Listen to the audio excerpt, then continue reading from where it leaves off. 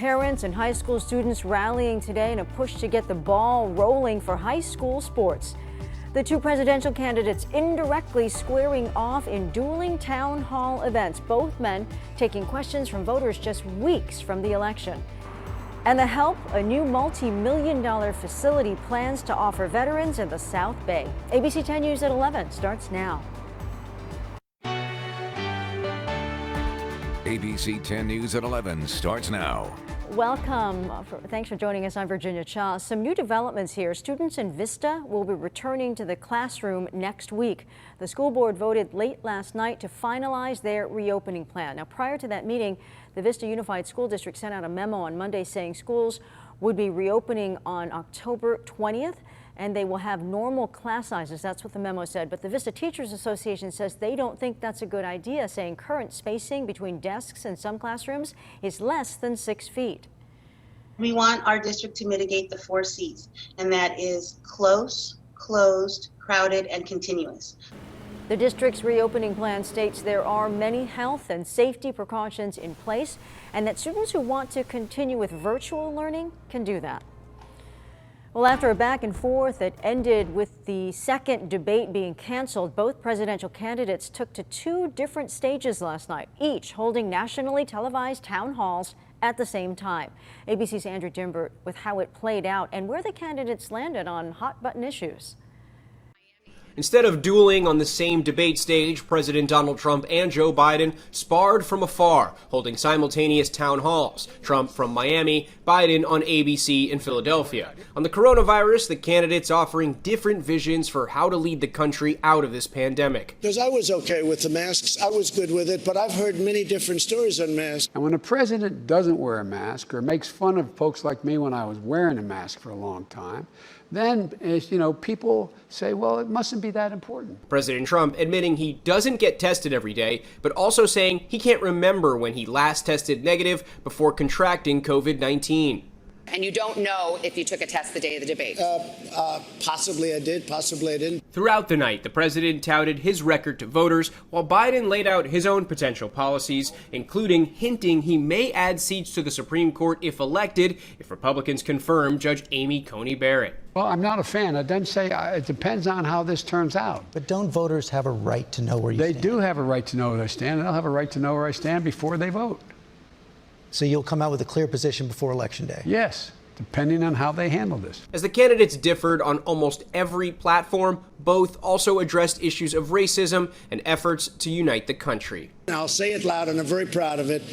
And I have a great relationship because of what I've done with the African-American community. I'm very proud of it. One thing, if I'm elected president, you will not hear me race-baiting, you'll not hear me dividing, you'll hear me trying to unify. Some 18 million Americans have already cast their ballots in early voting, and voters will get one final chance to see Biden and Trump debate each other in person next Thursday in Nashville. Andrew Dimbert, ABC News, Washington.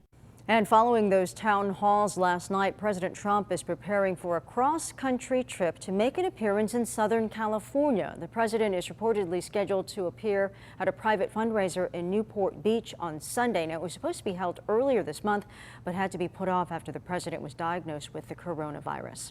Now to the latest on the development of a coronavirus vaccine. Pfizer says the earliest they expect to get approval for a vaccine would be mid-November.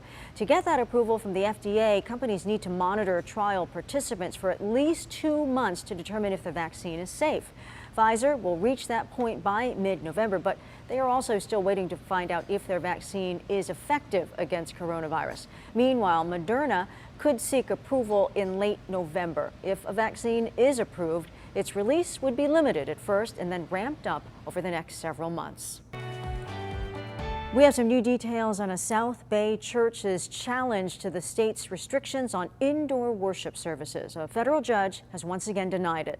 The South Bay United Pentecostal Church has been arguing the state restrictions are unconstitutional. After being denied in federal court and in the Ninth Circuit Court of Appeals, the church took the fight to the U.S. Supreme Court, which also rejected the request. They then filed an amended complaint, which was also just denied. Right now, indoor services are allowed in California, but they're limited to 100 people or 25% capacity, and both singing and chanting are prohibited.